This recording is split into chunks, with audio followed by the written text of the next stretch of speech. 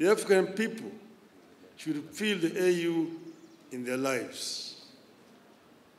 Excellencies, if elected chairman, I propose to utilize the transition period to critically analyze the existing proposals for reforms and building capacity of the AU Commission. The ultimate aim is to follow up on the implementation of the reports so far formulated.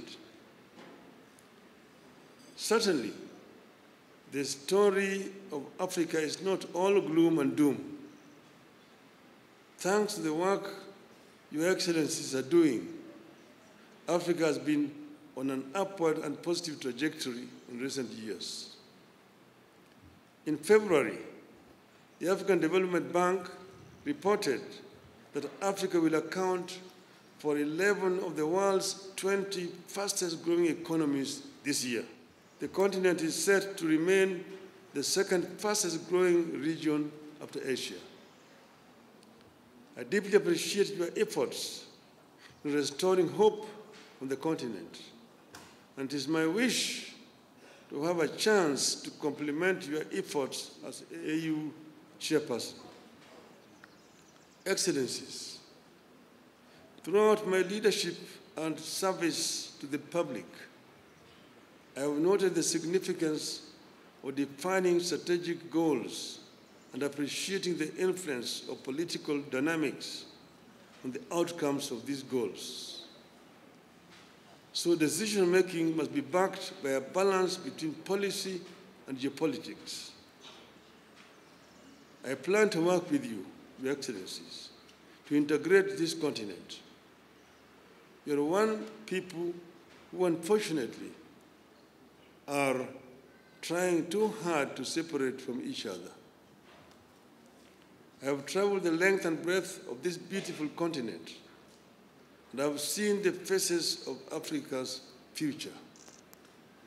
I was involved in peace negotiations in Burundi with Marimu Nyerere. I was involved as the mediator of the AU with the conflict in Côte d'Ivoire. I was involved in Mozambique. So I understand the continent.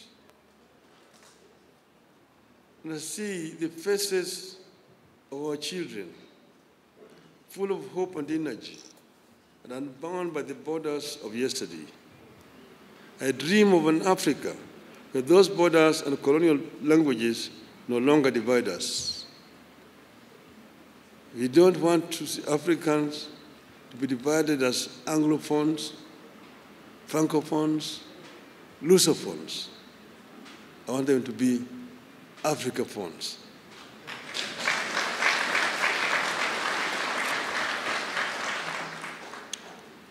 From the hills of Kenya to the deserts of Sahara and the Kalahari, from the lakes of Great Rift to the rainforests of Central Africa, from Indian Ocean to the Atlantic, Africans must be one.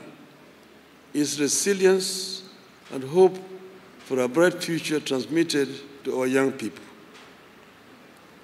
Excellencies, ladies and gentlemen, my selection to be Kenya's candidate is not about one man's ambition, but an African's journey to serve the motherland.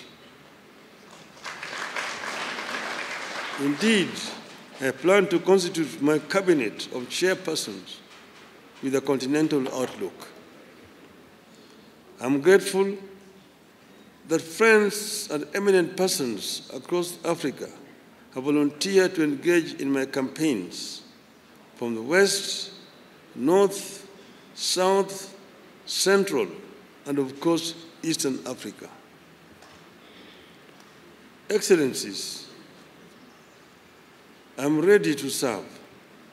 My heart is ready, and my hands are steady, and with your support, I shall get the opportunity to be of service to Africa, the cradle of mankind. I am made in Eastern Africa for Africa.